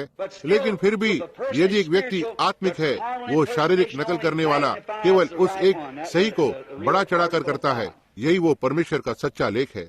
और वहाँ उस समय पर खड़ा हुआ, मैं उठा, मैंने कहा, प्रभु परमेश्वर, प्रकृति के महान सृष्टिकर्ता, मैं ये विश्वास करता हूँ कि आप ही बोल रहे हैं। न ही एक बार भी मुझे कुछ ऐसा नहीं दिखाया जो गलत था, और एक समय भी आपने मुझे कुछ बोलने नहीं दिया जो पूरा नहीं हुआ हो। मैंने कहा, इसलिए मैं इस बढ़ते हुए तूफान से कहता हूँ, अपने स्थानों पर वापस चला जाए, इसे ऐसे ही छोड़ दे। और मैं आज्ञा देता हूँ कि सूर्य अगले 4 दिनों तक चमकता रहे। ये पुरुष अपने शिकार को नहीं पा लेते हैं और मैं उन्हें पहुँचने में उनकी मदद कर सकूं और इन पहाड़ियों से बाहर निकल जाएं। और प्रभु परमेश्वर जो आज की सुबह मेरा पवित्र न्यायी है, वो बारिश और आदि चीजें कुछ ही समय के अंदर मुड़ने लगी। वहाँ इसका एक भी अंश नहीं था। मैंने देखा और वहाँ पर वो हवा एक तरफ से आने लगी, पहाड़ की चोटी के ऊपर से, और उन बादलों को इस तरह से ऊपर उठा लिया। कुछ 1 मिनटों के अंदर वो सूरज ऊपर निकल आया, वहाँ ठीक सबसे ऊपर, और सीधा वहाँ पर चमकने लगा, उतना ही खूबसूरती से जितना वो हो सकता है। उसी तरह से ये जर्मनी में हुआ। आपको वो जर्मनी की बात याद होगी, जब वे 15 जादूगर जो एक तरफ खड़े थे और उन्होंने एक कैंची को लिया और काटने लगे। उन्होंने एक पंख को काटा और इसके पीछे की तरफ से नोक को बनाया और वहाँ पर खड़े होकर उनके सम्मोहन को करने लगे। उन्होंने कहा, वे तंबू को दूर उड़ा देंगे, जिसमें 30,000 लोग थे। और भाई आर्गन ब्राइट वहाँ पर खड़े हुए थे और वहाँ पर तूफान आने लगा और एक बादल ठीक ऊपर आ गया। मैं वहाँ पर भाई लॉस्टर के पास खड़ा हुआ था। आप में से बहुत लोग उन्हें जानते हैं और वे अमेरिका के जर्मन हैं। वो वहाँ पर मेरे अनुवादक हैं और वे ठीक वहाँ पर खड़े हुए थे। मैंने कहा, इसका अनुवाद मत करना, लेकिन मैंने कहा, प्रभु परमेश्वर, आपने मुझे एक दर्शन को देकर और मुझे जर्मनी के लिए भेजा है। इन जादूगरों ने इस तूफान को लाया है। आप सृष्टि के परमेश्वर हैं। वह इस बात को जान जाएं कि आप परमेश्वर हैं, कोई और नहीं। लेकिन जो इंग्लिश समझ सकते हैं, और वहाँ पर दर्जन लोग भी नहीं थे जो इसे समझते कि मैं किस बारे में बात कर रहा था। तभी उसके बाद वो तंबू इस तरह से ऊपर उठने लगा, जिसमें 30,000 लोग जो इसके नीचे थे, जो इस तरह से ऊपर नीचे होने लगे, नीचे बैठ गए, और बादल और गर्जनाएं होने लगी। और 5 मिनट से भी कम समय में वो सूरज ठीक वहाँ पर चमकने लगा था, जब लगभग 15,000 जर्मन लोग प्रभु यीशु मसीह के पास आ गए। वह अब भी परमेश्वर है। वह बिल्कुल उतना ही परमेश्वर है जितना वो हमेशा रहा था। तो ठीक है, जब मैं वहाँ उस पहाड़ी पर खड़ा हुआ था, लगभग 4 दिनों के बाद बाहर आ रहा था। हर एक जन यहाँ पर सच्चाई को जानता है। उस घड़ी से लेकर 4 दिनों तक आकाश में एक भी बादल नहीं था। जब मैं नीचे आया और बाहर गया, कुछ पेट्रोल को खरीदने के लिए निकला। जब हम पहाड़ों से बाहर आए, मैंने कहा हम बहुत ही सूखे में रहे हैं। कहा जी हाँ, ये सूखा रहा है। उसने कहा हम एक दिन उस तूफान के उठने के लिए देख रहे थे, लेकिन हम नहीं जानते वह रुक गया। देखा, मैं कोलोराडो की दूसरी तरफ चला गया, रुक कर कुछ पेट्रोल को लिया। बिली पॉल, मेरा बेटा, वहाँ पर वापस आया। हम सब एक साथ इकट्ठे हुए। मैंने कहा हम जरा देखें यदि वो यहाँ पर रुक गया है तो। और मैं गाड़ी चलाकर अंदर गया। मैंने कहा सुप्रभात। तो हम उस व्यक्ति से बात करने लगे। उसने कहा सुप्रभात, और मैंने कहा वास्तव में एक खूबसूरत दिन है। उसने कहा हाँ, वह पुराना सूरज ऊपर आ रहा है, फिर से गर्म हो रहा है। कहा निश्चय ही इस गर्मी के मौसम में ये गर्मी हमें जला देगी। और मैंने कहा जी हाँ। मैंने कहा ऐसे सारे देश भर में है। उसने कहा जी हाँ, मैं समझता हूँ। और मैंने कहा ऐसे प्राय तूफानों के समय पर हो रहा है। उसने कहा क्या तुम जानते हो? कहा सारे अखबारों में, रेडियो में और हर कहीं पर एक दिन ये बता रहे थे कि तूफान आने वाला है, और बादल आने लगे और तूफान आरंभ हो गया था, और यकायक हम नहीं जानते इसके साथ क्या घटित हुआ, और ये सब दूर चला गया। वह अब भी परमेश्वर है, बिल्कुल वैसे ही परमेश्वर जैसे वह हमेशा से रहा था। लेकिन कैसे उन बातों को एक मनुष्य बोल सकता है जब तक पहले परमेश्वर उसे यह बोलने के लिए नहीं कहता? देखो, ना ही विचार के नीचे, लेकिन आप जानते हैं आप क्या बोल रहे हैं, तब आप इसे करते हैं। लेकिन रुकिए, यह कहने की कोशिश ना करें। ओह, इसी तरह से है बहुत से लोग, मैं सोचता हूँ, और परमेश्वर के दान, इसे समझने के लिए रुकिए। आप जानते हैं यह परमेश्वर है। देखो, रुके रहो जब तक वो आवाज नहीं आती है, और आप इसे नहीं सुनते हैं और इसे नहीं समझते हैं, इसे देखते हैं, तब आप कह सकते हैं यह यहोवा यो कहता है। यदि यह यहोवा यो कहता वाला वचन नहीं है, तब यह आपका एक विचार है, यह किसी की तो सोच होती है। लोगों से विनती करते हैं इसे मेरे लिए कहो, इसे मेरे लिए करो। आप इसे कैसे कर सकते हैं यदि आप परमेश्वर के साथ सच्चे हैं तो, जब तक परमेश्वर आपको पहले नहीं बताता है। मैं आपको कैसे बता सकता हूँ? ये जैक मोरे यो कहते हैं। ये जैक मोरे ने मुझसे कुछ कहने के लिए नहीं कहा है, समझे? इसे पहले परमेश्वर से आना है, ना ही उस विचार से। इसे परमेश्वर होना है, और बाद में यह घटित होगा, क्योंकि तब इसे यहोवा यो कहता वाला होना है। अब हर एक जन के पास ये नहीं होता है। नहीं श्रीमान, यह उस तरह से नहीं होगा। यह कभी भी उस तरह से नहीं था। यह कभी भी उस तरह से नहीं होगा। परमेश्वर एक व्यक्तिगत रूप से व्यवहार को करता है। उसने नूह के दिनों में किया था, उसने यहोशू के दिनों में किया था, उसने मूसा के दिनों में किया था। वह हमेशा ही करता है। उसने कभी भी एक सिद्धांत को नहीं बनाया है। यह एक व्यक्तिगत होता आया है, क्योंकि दो मनुष्य एक समान नहीं है किसी भी समय। देखो, उसने कभी ऐसा नहीं किया है। लेकिन हर एक के पास मूसा नहीं हुआ होगा। उन्होंने इसे समझा, उन्होंने केवल अनुकरण किया। और पवित्र आत्मा, यदि एक मनुष्य परमेश्वर का अभिषेकित है, वह आपको पवित्र आत्मा और बाइबल का अनुकरण करने के लिए निर्देशित करेगा, क्योंकि वही वो एक है जो उन बातों को करता है। यीशु मसीह पवित्र आत्मा के रूप में लोगों में कार्य कर रहा है। वहाँ पर खड़े होकर मैंने वापस नीचे चलना आरंभ किया। मैं वहाँ खड़ा था, मैं चिल्ला उठा। मैं इसकी कोई सहायता नहीं कर सकता हूँ, यह देखने के लिए कि वहाँ पर कुछ ही क्षण के अंदर जो घटित हुआ था। और वे भाई लोग वहाँ ऊपर, अब कितने लोग हैं? क्या कोई यहाँ पर बैठा हुआ है? मैं जानता हूँ फ्रेड सॉथमैन और वे लोग यहाँ पर हैं जो वहाँ ऊपर थे। नहीं, फ्रेड मेरे साथ किसी और स्थान पर थे। क्या यहाँ पर अभी कोई है जो वहाँ पर ऊपर था? भाई बैक्सवुड, या वे अभी यहाँ पर हैं? क्या कोई यहाँ पर है बिली पॉल को छोड़कर और कोई वहाँ पर था? वे भाई लोग अभी अभी चले गए हैं। जी हाँ, और भाई वुड और भाई टेलर, और या मैं दूसरे भाइयों के नाम भूल गया। वे 4 और 5 वहाँ पर खड़े हुए थे। ये भाई लोग यहाँ पर हैं। भाई मार्टिन तभी चले गए थे आने वाले तूफान की वजह से। वे एक दिन पहले चले गए थे। आप सबको याद है वो तूफान, और इसे प्रसारित किया गया था और उन्होंने कहा कि ये आ रहा था। अब क्या कहते हैं? आपकी इससे मुठभेड़ हुई? आपकी इससे मुठभेड़ हुई थी फिर? और अब ध्यान दें, वहाँ खड़ा होकर मैंने सोचा, तो मैं सोचता हूँ मैं घाटी के नीचे जाऊंगा। और मैंने कुछ वर्षों पहले परमेश्वर से प्रतिज्ञा की, बाहर फुल गॉस्पेल व्यापारी के साथ जाते हुए, कि मैं किसी भी और के लिए शिकार को नहीं करूंगा जब तक यह एक आपातकालीन नहीं होती थी। मैं बस ऐसे नहीं करूंगा। और हाँ, यह भाई जैक पाल्मर हैं। क्या वो यहाँ पर हैं? भाई जैक जो जॉर्जिया से हैं, वो अक्सर यहाँ पर आते हैं। वो वहाँ पर थे, और उस रात के पहले उन्होंने कहा, भाई ब्रैनम मेरे लिए एक हिरण को लेकर आना। और ओह, मैं बस हिल गया, क्योंकि मैं जानता था मैंने 4 या 5 वर्ष पहले प्रतिज्ञा की थी कि मैं ऐसा नहीं करूंगा। क्योंकि उस वर्ष मैंने अकेले ही 19-12 सिंगों के सर को खत्म किया था, केवल उन व्यापारी लोगों के लिए जो वहीं कहीं पर बैठकर और उनके व्यापार के बारे में बात करते थे, और मुझे यहाँ वहाँ जाकर उनके लिए शिकार करना होता था। और यह बस ठीक नहीं दिखता था, यह जैसे मुझे एक हत्यारे के दर्जे में डाल देता था। लेकिन मैं इसे नहीं करूंगा। मैं उन्हें वहाँ पर लेकर जाऊंगा जहाँ पर ये थे, लेकिन मैं इस पर गोली नहीं चलाऊंगा। इसलिए मैंने परमेश्वर से प्रतिज्ञा किया, मैं ऐसे नहीं करूंगा। तो तब मुझे जाना पड़ा। मैंने उस स्थान को छोड़ा, वापस जाने लगा, पहाड़ी से वापस नीचे जाने लगा, और एक आवाज ने मुझसे बातें की और कहा, तू मेरे साथ क्यों नहीं चलता है? और मैंने कहा, प्रभु परमेश्वर, यदि ये आप हैं तो मैं जानता हूँ केवल वही परमेश्वर का हाथ हो सकता है जो उन बादलों को विभाजित कर सकता है, और वो कर सकता है जो आपने यहाँ पर किया है। और गर्म सूरज नीचे जा रहा था, मेरी कमीज सूख गई और इसमें से भाप निकल रही थी। और मैंने कहा, एक बड़ा विशाल गिरजाघर प्राकृतिक जंगल को आप जानते हैं। और मैंने कहा, मैं सोचता हूँ मैं उसके बाद उस तरफ चलकर जाऊंगा। प्रभु, यदि आप मुझे कोई निश्चित दिशा को नहीं देते हैं तो मैं वहाँ ऊपर जाना चाहता था, और कुछ मिनटों के लिए खड़े होकर मेरी पत्नी की छोटी सी यादगार करूंगा, जो हमारा पहला और एकमात्र हनीमून था। आप जानते हैं कि हमें वहाँ पर जाने का कोई एक मौका मिला था, और मैं उसे एक शिकार के दौरे पर लेकर जाता। और मैं यहाँ फिर से यहाँ इस वर्ष इन भाइयों के साथ शिकार कर रहा हूँ, और वो वहाँ नीचे टूसॉन में थी, उन बातों को जारी रखने की कोशिश करते हुए। और मैंने वहाँ से होते हुए नीचे चलना आरंभ किया, और मैं सोचते हुए जा रहा था। अब ये आपको बहुत ही अजीब सा लगेगा, मैं बहुत जल्दी करूँगा क्योंकि मैं जानता हूँ आपकी सभा लगभग 10 मिनट में आरंभ होगी। और तो मैं साथ ही वहाँ से होते हुए नीचे चलकर जा रहा था, और मैं सोचते जा रहा था, ओह, सोचने की बात है, क्यों मेरी पत्नी ने मुझे कहीं भी जाने के लिए एक शब्द भी नहीं कहा। और आज सुबह कुछ मिनटों में मैं आपको बताना चाहता हूँ कि क्या घटित हुआ।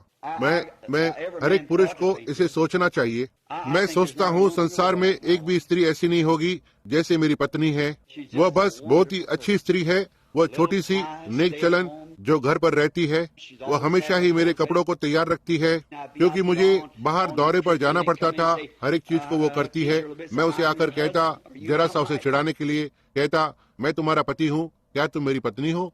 और इसी तरह से, और बच्चों को चुंबन करती, घुटने टेक कर और प्रार्थना करती, और मुझ पर कपड़ों को पहनाती ताकि मेरे दिमाग को लगभग थोड़ा खुला रखे उस भीड़ और बातों से। और मैं मछली पकड़ने और शिकार करने निकल जाता, उससे दूर चला जाता, और इन सारी बातों को अकेला अपने आप में उसे सहना पड़ता है। तब मैं सोचने लगा, तो हो सकता है जब मैं घर पर होता हूँ, केवल एक ही चीज में हमेशा ही मैं एक ही चीज को जानता हूँ, वो परमेश्वर और उसका वचन है, और मैं इस पर ही हमेशा बात करता हूँ। और साथ ही मैं वहाँ पर चलते जा रहा था, और एक विचार मेरे सामने आया। कहा, तो हो सकता है वो तुम्हें जाने देती है क्योंकि इससे वे लोग दूर रहते हैं, और इसी तरह से इत्यादि। और वह थोड़ा और शांतिपूर्वक रह सकती है जब तुम दूर जाते हो। और मैंने उन विचारों के साथ आगे बढ़ने लगा।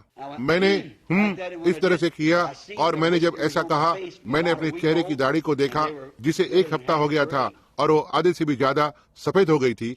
मैंने सोचा, बिल, तुम जानते हो तुम कहाँ निकल गए हो। तुम ठीक अब बाहर निकल गए हो। तुम बूढ़े होते जा रहे हो, और तुम 50 के अंक को पार कर चुके हो। तो मैं बस यह सोच रहा था, अपने कंधे पर बंदूक लटकाए हुए जा रहा था, इसी तरह से चलते जा रहा था। और अचानक ही कुछ तो घटित हुआ। ऐसा दिखाई दिया, हर एक मूल तत्व में मैं फिर से लड़का हो गया था। मैं नहीं जानता कि मानसिक रूप से किस बात ने जगह ली थी या ये क्या था। और मैंने देखा, मैं उसके सामने खड़ा हूँ, और वो मेरे सामने खड़ी हुई है, और वो वहाँ पर खड़ी थी। वो बिल्कुल उसी तरह से थी जब मैंने उससे विवाह किया था। और मैंने अपनी बंदूक को नीचे रखा, और मैं अपनी आंखों को मलने लगा। मैंने उसकी ओर देखा, और उसने अपनी बाहों को इस तरह से रख दिया और मेरी ओर देखा। मैंने अपने सिर को ऐसे झुका लिया क्योंकि मैं ठीक वहाँ ऊपर जा रहा था, एक छोटी यादगार के लिए जो हमारे विवाह की सालगिरह थी। उन पेड़ों के पास मैं खड़ा था। कुछ छोटे पेड़ों का झुंड वहाँ पर था। जहरीले सांप थे, बिल्कुल उसी तरह के वहाँ ऊपर उत्तर के जंगलों में थे जब हम वहाँ एंड्रीनोंग डेस्क में गए थे। और मैं हमेशा ही वहाँ ऊपर जाता, हर एक अक्टूबर की 23 तारीख को जब मैं वहाँ ऊपर था, और वो वहाँ पर थी। और मैं अपनी बंदूक को नीचे रखकर बैठ गया, वहाँ देखने लगा, और 1 मिनट के लिए रुक गया, और मैंने सिर को नीचे किया। मैंने पीछे मुड़कर देखा, और वो अब भी अपने बाहों को फैलाए हुए खड़ी थी। और मैंने सोचा, मैंने सचमुच अपने दिमाग को नहीं खोया है। मैंने फिर से देखा और मैंने सोचा ये ऐसा क्यों होगा। यहाँ पर मैं था, एक नौजवान पुरुष, और मैंने अपने हाथों को देखा और मैंने कहा, मैं प्रभु, मेरी संसार में जिम्मेदारी है कि आपका संदेश लेकर आऊं। निश्चय ही यह मेरे साथ कुछ तो हुआ है। और मैंने फिर से देखा और यह धुंधला होता चला गया और मैंने अपनी बंदूक उठाकर अपने कंधे पर रखा और मैंने कहा, हो सकता है कि आप मुझे इसका कारण बता रहे हैं। इससे उसका हृदय टूटता है जब मैं आकर और बाहर शिकार करने और इस तरह की बातों के लिए जाता हूँ। लेकिन जब मैंने चलना आरंभ किया, मैंने अपनी टोपी को फिर से निकाला। मैंने कहा, परमेश्वर, मैं जानता हूँ कि आप यहाँ पर हैं। मेरे मन में कोई भी संदेह नहीं है, लेकिन आप यहाँ पर हैं और मैं आप पर विश्वास करता हूँ, हर एक वचन को। आप ही उस सूरज को चमकने को लगाते हैं जो वहाँ मेरे पीछे है। आप ही वो एक हैं जो इन चीजों को करते हैं। आप एक सृष्टि करता है। मैं इतना धीमा रहा हूँ, ये ऐसा दिखाई देता है कि मैं डर के रुकता हूँ। मैं डरता हूँ मैं कुछ तो गलत कर दूंगा। मैंने कहा, वहाँ पर एक ही चीज है जिसे मैं आपको करने के लिए कहूँगा, मेरे हृदय के बोझ को ले लीजिए। वहाँ पर ऐसा कुछ भी नहीं है जो अब मैं और अंगीकार करने की कोशिश करूं, क्योंकि 5 वर्षों से मैंने आपको लगातार इसके लिए पुकारा है। मैंने क्या किया है, मुझे बताएं कि यह क्या है। और मैं उसके बाद पहाड़ी पर थोड़ा ऊपर चलकर गया, ठीक वहाँ नजदीक जहाँ मैं कुछ मिनटों के लिए खड़ा होने जा रहा था, केवल अपनी पत्नी के लिए प्रभु को धन्यवाद देने और एक सफल विवाह के लिए जिसे परमेश्वर ने हमें दिया था। और इन वर्षों में वो प्रेम एक दूसरे के प्रति और हमारे बच्चों के लिए जो हमारे पास था, और मैं से हर एक अक्टूबर की 23 तारीख को करता हूँ। और वहाँ पर छोटा सा जहरीला सांप लगभग 10 इंच मोटा, जो लगभग इस तरह से ऊपर आ रहा था और निकल आया, जो एक तरह से एल आकार में था और ऊपर चला गया। और जैसे ही मैं ऊपर पहाड़ी पर चलकर जा रहा था, मैं बहुत ही थक गया और मैं बस उस पेड़ के सहारे इस तरह से बैठ गया और मैं कुछ तो पत्तियों पर थपथपाने की आवाज को सुन रहा था कुछ मिनट के लिए। अब पत्तियां सूख गई थी। कुछ समय पहले मैं वहाँ से लगभग 300 या 400 यार्ड चलकर गया था और मैंने देखा और मेरी खुद की आंखों से पानी बहकर नीचे गिरने लगा था, मेरी सफेद दाढ़ी में से होते हुए, और ये जमीन पर गिरने लगा। मैंने कहा, ओ परमेश्वर, मैं कितना एक हारा हुआ हूँ। और मैं वहाँ पर उस अवस्था में खड़ा हुआ था। मैंने कहा, मैं भरोसा करता हूँ कि आप उसके लिए दयावंत होंगे। मैंने कहा, मैं योग्य नहीं हूँ कि आपसे दया के लिए मांगू। मैंने कहा, किसी दिन मैं जानता हूँ मैं बूढ़ा हो रहा हूँ, मुझे जाना होगा प्रभु। और मैं अंदाजा लगाता हूँ लोग सोचते होंगे ये सनकी है, लेकिन मैं परमेश्वर को उन स्थानों पर ढूंढता हूँ, यही जहाँ पर वो मेरे लिए वास्तविक होता है। ये बस उतना ही वास्तविक है। ये ठीक यहाँ पर है और खुले रूप से, और कुछ थोड़ा है। तो इसलिए देखें आप सब एक भाग को, वहाँ पर ऐसा दिखाई देता है कि मैं उसके साथ अकेला खड़े होकर किसी और से नहीं लेकिन उससे बात कर रहा हूँ। और जब मैं वहाँ पर खड़ा था, मैंने झाड़ियों को टूटते सुना और मैंने इस तरह से अपने सिर को ऊपर किया। मैं अब एक लाल कमीज को पहने हुआ था और एक लाल पट्टी मेरी टोपी के चारों ओर थी। एक लाल रुमाल उन पश्चिमी टोपियों के चारों ओर लपेटा हुआ होता है। और मैंने देखा और यहाँ पर ठीक मेरे पास 2 या 3 हिरण खड़े हुए थे जो तभी वहाँ पर चलकर आए मेरे उस लाल रंग की ओर। वे जो सारे वहाँ पर गोलीबारी कर रहे थे, वे जो 100 लोग ऊपर थे, मैं सोचता हूँ उन्होंने मेरे ख्याल से उन पर 40 बार गोलियां चलाई, क्योंकि निश्चय ही वे हिरण तभी अब बिखर गए होंगे, लेकिन वे भागे नहीं। वे सिर्फ खड़े होकर और मेरी ओर देख रहे थे। और बढ़िया शिकार, 2 पूरे वयस्क हिरणी के बच्चे और एक बड़ी मादा हिरणी। और किसी ने तो मुझसे कहा, वहाँ पर एक हिरन भाई इवांस के लिए है और एक भाई वेल्श के लिए और एक मेथोडिस्ट प्रचारक के लिए है। वहाँ पर बिल्कुल वैसा ही है जिसे परमेश्वर ने तुम्हें अभी दिया है। वह दूर नहीं जा सकते हैं, उनके लिए निकलने का कोई मार्ग नहीं है। मेरे ठीक वहाँ कंधों पर बंदूक टंगी हुई थी और इससे पहले वो पीछे की ओर मुड़ सके, मुझे उन तीनों को मारना था। देखो इस तरह से, इससे पहले वहाँ से जरा भी हिल सके, वे अभी मेरे हाथों में थे। और मैंने सोचा वहाँ पर वे हैं, केवल 3 ही हैं। उनको यहाँ इस घाटी पर से नीचे लुढ़काना आसान है और फिर ठीक वहाँ लाद कर बाहर ले जा सकते हैं। और मैंने सोचा यह बहुत ही आसान होगा। वहाँ पर 3 है, फिर हम वहाँ से उठाकर वापस घर जा सकते हैं, उन पहाड़ों से बाहर निकल जाएंगे।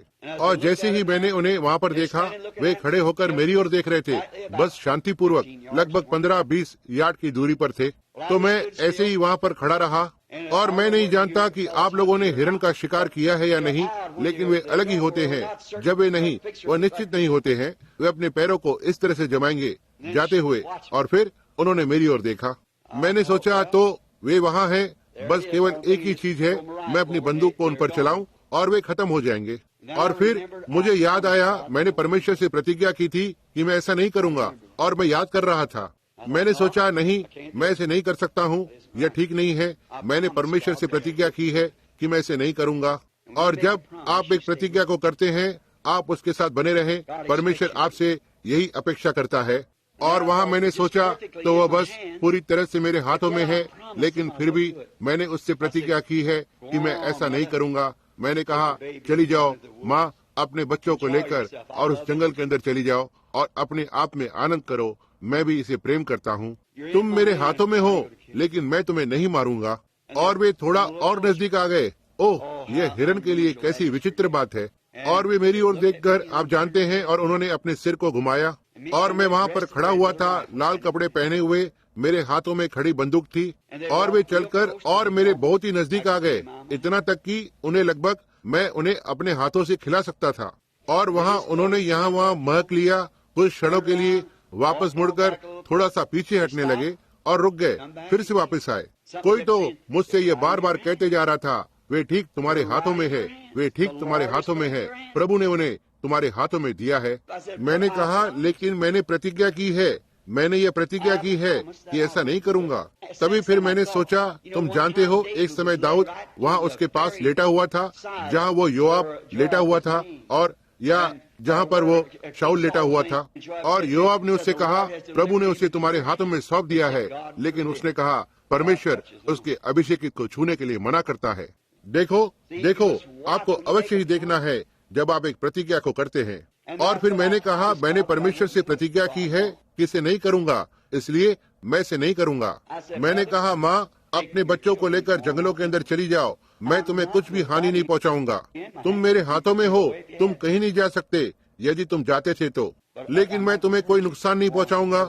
जंगलों में चले जाओ। और वे फिर से वहीं वापस आ गए, ठीक मेरे आसपास। और मैं वहाँ पर खड़ा था, और मैंने सोचा, ये क्या है, यह बहुत ही अजीब सी बात है। मैं एक प्रकृति को पसंद करने वाला व्यक्ति हूँ। मैं परमेश्वर को प्रकृति में देखता हूँ। उस सूर्य का डूबना और उगना, यह एक मृत्यु है, जीवन है, वो दफनाए जाना, वह मृत्यु है, और फिर से पुनरुत्थान, हर एक चीज।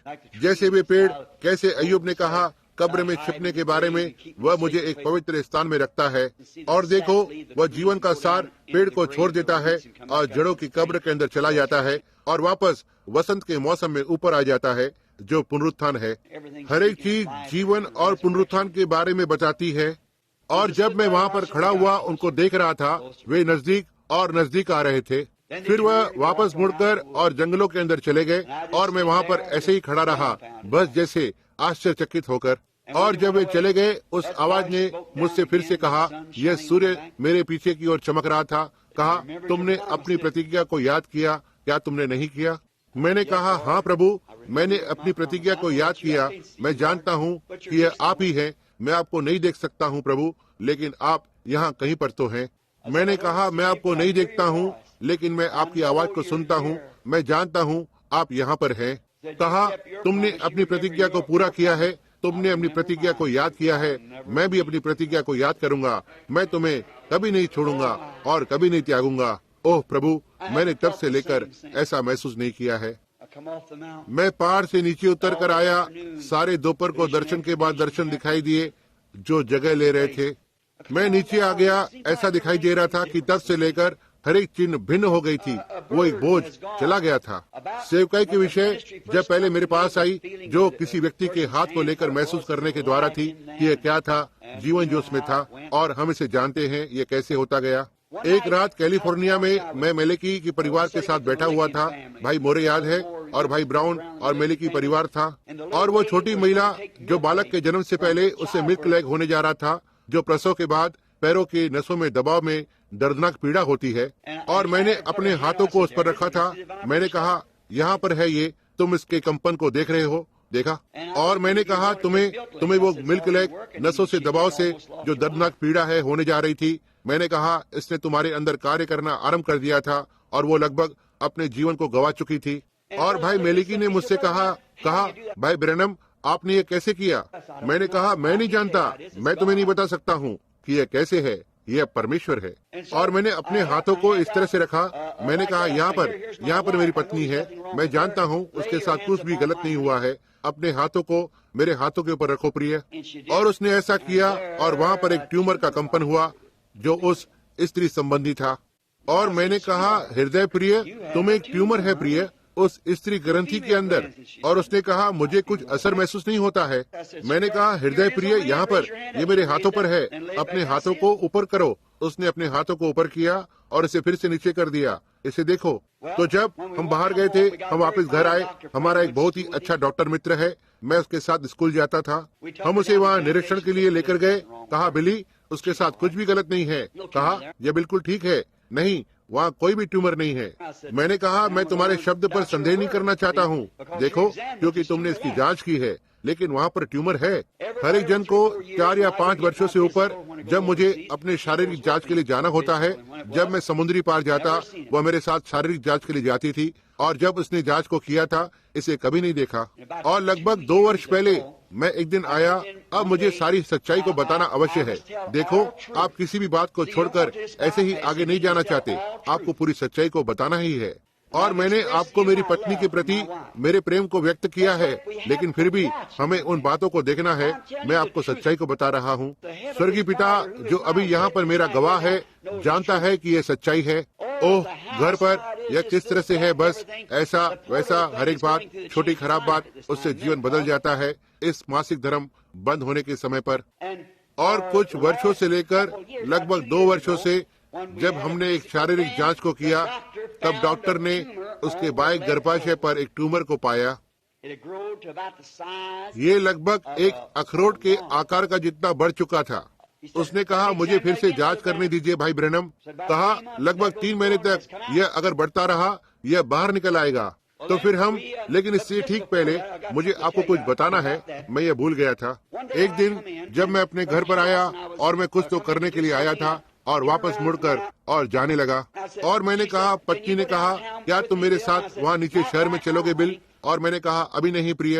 और उसने कहा, हम बैकी का क्या करें, ऐसे ही कुछ बातें। मैंने कहा, तो ठीक है प्रिय, मैं इस वक्त नहीं जानता कि क्या करना है।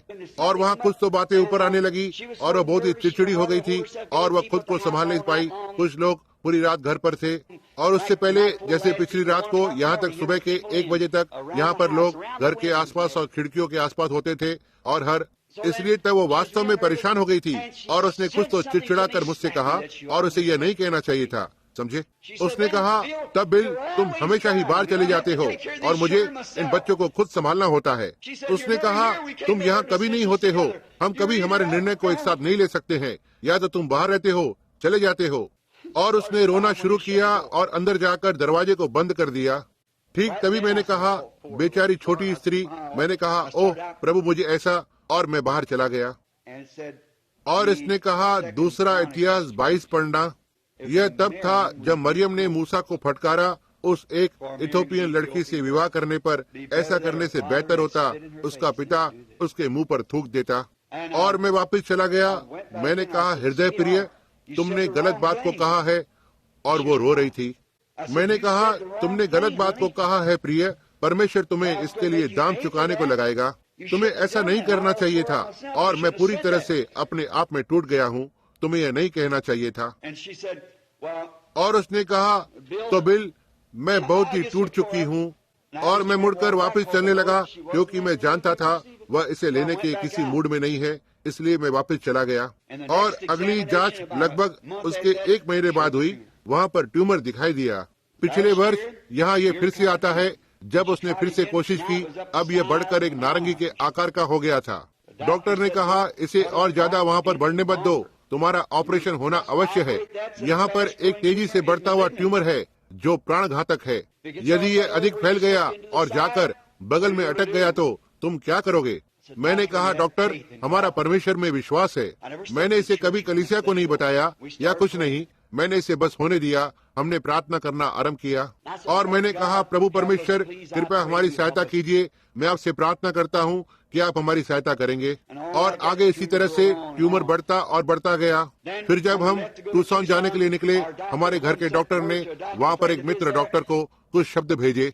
कहा यदि तुम्हें इस ट्यूमर को श्रीमती ब्रैनम में से बाहर निकालना अवश्य ही है। कहा यदि तुम इसे नहीं निकालोगे ये प्राणघातक हो जाएगा। उसे बताया, कहा ट्यूमर पहले से बढ़ चुका है।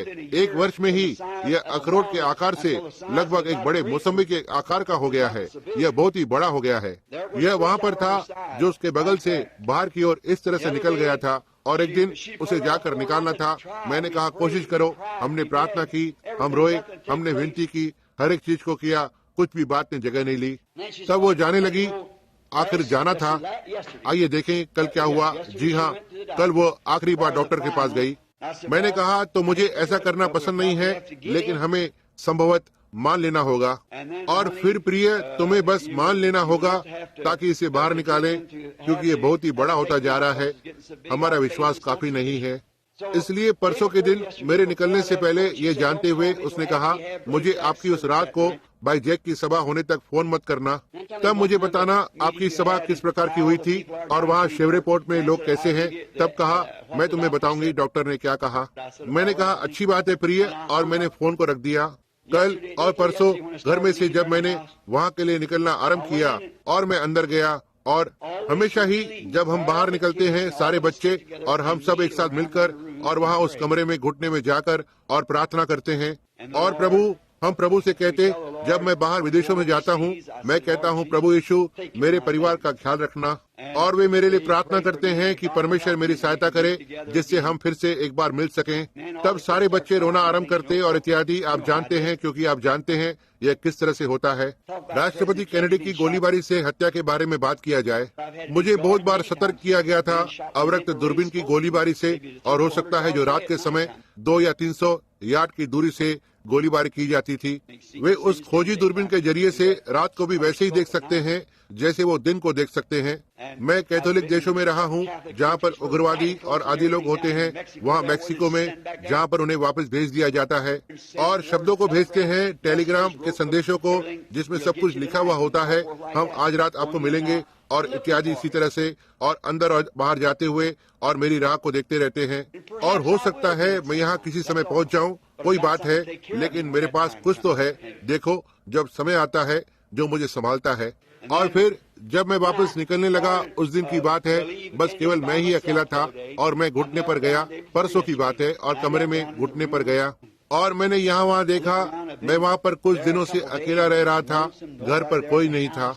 और मैंने कहा स्वर्गीय पिता, मैं प्रार्थना करता हूँ अब आप दयालु पूर्वक होंगे और मेरी सहायता करेंगे। मैं वहाँ शेवरेपोर्ट में जा रहा हूँ हर एक उस बात को करने जो मैं कर सकता हूँ ताकि आपके राज्य के लिए सहायता हो। मैंने कहा कितनी बार मैं और मेरी पत्नी इस तरह से इस कमरे में घुटने पर आए हैं, हम प्रार्थना करते हैं, और आज मैं यहाँ पर उसके लिए बिल्कुल अकेला हूँ। और मैंने कहा कल वो अंदर जा रही है और शायद मैं अपनी सभाओं को नहीं खत्म कर पाऊंगा और उसे हो सकता है कल उस बड़े ट्यूमर के लिए अस्पताल ले जाना पड़े, और जिसे हमने मांगा है कि आप इसे निकाल दें। यह बढ़ता गया और बढ़ता गया है, इतना तक कि इसे निकालना अवश्य है। और मैंने कहा मैंने आपसे विनती की है, और मैंने कहा प्रभु यदि उसने कुछ गलत कहा है, जब वो वहाँ थी मैं टूट गया था, यदि उसने कुछ गलत कहा है। मैंने कहा प्रभु जरा सोचें, उसने कभी एक बार भी ना ही उसने कभी एक बार भी आपकी सभाओं पर जाने के लिए मुझसे कहा है। मैंने कहा वो हमेशा ही मेरे कपड़ों को धोकर और तैयार करती और मेरे हाथों को पकड़कर और पुकारती और प्रार्थना करती और कहती यदि मैं कुछ कर सकती हूँ ताकि प्रभु के लिए कुछ सहायता हो। और मैंने कहा उसकी अवस्था की ओर देखे प्रभु, और इसे ना करें, कृपा ना करे प्रभु, नहीं कृपा ना करे प्रभु। और मैंने कहा परमेश्वर उसकी सहायता करे। मैं ये प्रार्थना करता हूँ आप उसके लिए दयनीय होंगे, और यदि उसे ऑपरेशन में से होकर जाना है उसकी उसमें सहायता करना। प्रभु यदि अब मैं उसे खो देता हूँ, मैं नहीं जानता मुझे क्या करना है। मैं एक बूढ़ा आदमी हूँ और उन बच्चों को बढ़ाना है, और मैं क्या कर सकता हूँ। उस पर दया करे प्रभु, आप जानते हैं मैं उससे कितना प्रेम करता हूँ। और मैंने कहा मैं इतना ही प्रार्थना करता हूँ कि आप उसकी सहायता करेंगे। और जैसे ही मैं प्रार्थना कर रहा था मैंने कुछ तो बोलते हुए सुना, अपने पैरों पर खड़े हो जाओ। और मैं केवल प्रार्थना ही करते जा रहा था क्योंकि मैंने सोचा हो सकता है यह मेरी कल्पना हो। और जैसे ही मैं प्रार्थना करता गया, किसी ने तो कहा अपने पैरों पर खड़े हो जाओ, और मैंने प्रार्थना करना बंद कर दिया और ऊपर की ओर देखा, और वो मसीह की तस्वीर जो वहाँ पर थी, मैंने कभी भी सालमैन की तस्वीर पर ध्यान नहीं दिया। मैं हाफमैन की तस्वीर को पसंद करता हूँ, जो 33 वर्ष का सर है, आप जानते हैं। और मेरे पास उसकी एक बड़ी तस्वीर है, क्योंकि जब मैंने उसे उस दर्शन पर देखा था, वह बिल्कुल वैसे ही था जैसे वो दर्शन में दिखाई दिया था। और वहाँ पर यह थी, मैंने उसे वहाँ पर टंगाया था, क्योंकि इस तस्वीर में वह ठीक मेरी ओर देख रहा था जब मैं प्रार्थना कर रहा था। और मैंने ऊपर की ओर देखा और उस तस्वीर की ओर देखा और सब जगह यहाँ वहाँ देखा, और मैंने सोचा यह क्या था, अपने पैरों पर खड़े हो जाओ। मैंने सोचा तो ठीक है, मैं अपने पैरों पर खड़ा हो जाऊंगा, और मैं अपने पैरों पर खड़ा हो गया। यह वही आवाज थी जिसने वहाँ उस रात को पहाड़ी पर मुझसे बात की थी, वही एक जो हमेशा करती है। मैंने कहा, प्रभु परमेश्वर, क्या ये आप हैं जो आप अपने सेवक से बातें कर रहे हैं? उसने कहा, केवल शब्द को बोलो, वहाँ पर कोई भी ट्यूमर नहीं होगा। और वहाँ पर मैं थोड़े समय के लिए खड़ा रहा ताकि खुद को सही करूं। यह आप में से बहुत लोग जानते हैं, और वे लोग जो इस भवन में हैं जानते हैं कि यह क्या था जो उसे था। मैंने कहा, तब मैं कहता हूँ, प्रभु यीशु मसीह के नाम में वो जो ट्यूमर है उसे छोड़कर चला जाए, जो उसे बुरी तरह से तकलीफ दे रहा था, और 3 या 4 दिनों से इसके साथ वह बिस्तर पर पड़ी हुई थी। मैंने कहा, वह इसके निशान को भी नहीं पाएंगे, क्योंकि प्रभु मेरा परमेश्वर जो सृष्टि करता है, जो उन तूफानों और आंधियों को रोक सकता है, और उस समुद्र को डांट सकता है, और इसे आगे ला सकता है, वह आकाश और धरती का सृष्टि करता है। और मैं उससे प्रेम करता हूँ और उस पर विश्वास करता हूँ, और मैं विश्वास करता हूँ अब वो समय नजदीक आ रहा है जब ये बातें वहाँ पर होंगी। और आप जो एक गिलहरी की सृष्टि कर सकते हैं और उसे अस्तित्व के अंदर ला सकते हैं, और एक शत्रु को अस्तित्व में से बाहर निकाल सकते हैं। मैंने कहा, जब वो शैतान अपने आप को समुद्र में लपेट लेता है, क्योंकि वे हवाएं परमेश्वर की सृष्टि है, वो पानी परमेश्वर की सृष्टि है, लेकिन शैतान इसके अंदर चला जाता है। यही जो उसने किया है, और इस तरह एक लहर को समुद्र में उठाता है। मैंने कहा, आप इसे शांत कर सकते हैं, और आप उसे शांत कर सकते हैं, और मेरी पत्नी से ट्यूमर को निकाल सकते हो। और मैं यह कहता हूँ कि यह ठीक अभी हो चुका है, यह अब और नहीं दिखाई देगा, यह समाप्त हो गया है। मैं वहाँ पर भरोसे के साथ चला गया, अपने बेटे और बहू को बताया। हम यहाँ पर नीचे आए, और पिछली रात्रि को, और यहाँ पर जल्दी से सभा को लेने के लिए निकल कर आया, और वापस जाकर उसे फोन किया, और वह अभी तक इसके बारे में कुछ नहीं जानती थी, मैंने उसे नहीं बताया था। और जब उसने फोन किया, वह बस बहुत ही खुश थी। उसने कहा, बिली, मुझे तुम्हें कुछ तो बताना है प्रिय। उसने कहा, वहाँ कहीं पर भी ट्यूमर का एक निशान भी नहीं रहा है। डॉक्टर ने कहा उसे वहाँ पर एक चीज भी नहीं मिली। उसने कहा, मैं बहुत ही खुश हूँ, और श्रीमती नॉर्मन और बहुत सारी बहनें यहाँ पर हैं, उनमें से 2 या 3 जो यहाँ इस कमरे में हमारे साथ थी। उसने कहा, डॉक्टर ने कहा है, तुम्हारे कहने का मतलब यह है, मैं नहीं समझ सकता हूँ। 1 महीना पहले वहाँ पर एक मौसमी के आकार का ट्यूमर था, और कहा, श्रीमती ब्रैनम, निश्चित रहो, वहाँ तुम्हारे अंदर ट्यूमर का अब एक चिन्ह भी नहीं है। यह प्रभु हमारा परमेश्वर है। एक धन्यवाद प्रदान करने का दिन। ओह, धन्यवाद परमेश्वर, प्रभु यीशु मसीह के उपहार के लिए, वो सर्वोत्तम उपहार जो कल, आज और जुगानुजुग एक सा है। यह सच्चाई है। मैं स्वर्ग और आकाश की शपथ खाने पर विश्वास नहीं करता, या किसी चीज की, लेकिन अपने हृदय पर बाइबल को रखते हुए, और परमेश्वर जिससे मैं प्रेम करता हूँ जानता है कि हर एक शब्द जो मैं आपको बता रहा हूँ सत्य निष्ठा से सच्चाई है। धन्यवाद प्रदान करने का दिन। जब मैंने सोचा कल मुझे या आने वाले कुछ दिन हो सकता है मुझे कोई सभा पर जाने के लिए निकलना पड़ेगा, मैं लोगों को वायदा भी नहीं कर सकता कि मैं घर पर वापस क्रिसमस के समय पर मेरे बच्चों के लिए आऊंगा, ताकि क्रिसमस के लिए उन्हें वापस घर लाऊं। जानते हुए मेरे हृदय में कंपन हो रही थी कि एक ऑपरेशन मेरी पत्नी के लिए रुका था, जो एक मौसमी के आकार के ट्यूमर के साथ थी, और वहाँ पर यह था। और वही परमेश्वर का वचन जिसने कहा, जो तुम चाहते हो कहो, और यह उसी प्रकार से होगा। और मैंने कहा, वह ट्यूमर चला गया है, वे इसे अब कभी नहीं पाएंगे, और आज ये चला गया है। और सबसे अच्छे चिकित्सक और अच्छे डॉक्टर जो वहाँ इस टूसन एरिजोना के काम करने वाले हैं, जब कुछ दिनों पहले वहाँ पर एक बड़ा ट्यूमर इस तरह से था, और उसी डॉक्टर ने इसका कोई निशान भी नहीं पाया, और उसने इस तरह से खुले बयान को लिखा कि श्रीमती ब्रैनम के पास ट्यूमर का एक चिन्ह भी नहीं है। कहीं पर भी नहीं। ओह, परमेश्वर को धन्यवाद प्रदान करो। यह मेरे लिए धन्यवाद प्रदान करने का दिन है। यह जानकर इस सब के ऊपर है कि किसी दिन वह छोटा सा चेहरा जिससे मैंने वहाँ पर विवाह किया था, परमेश्वर की महिमा हो, किसी दिन यह बुढ़ापे के मृत्यु के निशान धुंधले हो जाएंगे और हम वहाँ पर नौजवानों के जैसे होंगे और अब और कभी भी बूढ़े नहीं होंगे। और परमेश्वर का उपहार यीशु मसीह के जरिए से, जो पवित्र आत्मा का है, जिसे हमने अब पा लिया है, जो हमें से देता है इस लंगर को। और आज इसकी ओर देखें मित्रों, आप उन एक धन्यवादी लोगों के बारे में बात करें। हमें सबसे अधिक धन्यवाद देने वाले लोग होना चाहिए। हर एक लोग जो संसार में है उनसे। चंगाइयों के अलावा, इन बातों के अलावा जो जगह ले रही है, ये क्या है? यह परम सत्य भरोसा है कि वही परमेश्वर उसी स्वभाव के साथ, उसी आग के खंबे के साथ, वही परमेश्वर का दूत, वही यीशु जो कल, आज और युगानुयुग एक सा है, उन्हीं कामों को कर रहा है, उसी सामर्थ के द्वारा, उसी नाम के जरिए से। क्या ही एक प्राण के लिए लंगर है, अटल और पक्का होने पाए। प्रभु परमेश्वर जो स्वर्ग का है, आप हर एक को बहुतायत से आशीष दे। आइए हमारे सरों को झुकाएंगे। प्रभु, मैं बहुत ही आभारी हूँ। प्रभु, मैं नहीं जानता कि क्या कहूँ, मैं इसे व्यक्त नहीं कर सकता हूँ। जब कुछ समय पहले वो स्तुति के गीत को गाया गया था और वे लोग उस गीत को गा रहे थे, मेरे हृदय में बस आनंद उमड़ पड़ा और वो गवाही मेरे हृदय पर आई। और अब स्वर्गीय पिता, आप जानते हैं ये बातें सत्य हैं। आप जानते हैं मेरी यह हृदय की गहराई से है और यह सच्चाई है। मेरे पास कोई कारण नहीं है प्रभु कि उन्हें कुछ नहीं बताऊं सिवाय उस सच्चाई के। और मैं प्रार्थना करता हूं परमेश्वर की आज होने पाए, मेरा हृदय महसूस करने पाए कि इन सारे मसीह भाइयों और बहनों को यहाँ पर देखूं, जो मेरे भाई और बहन जो मसीह के बंधन में है। मेरे साथ आनंद करें, धन्यवाद प्रदान करने के साथ मेरी छोटे से सहयोग के लिए।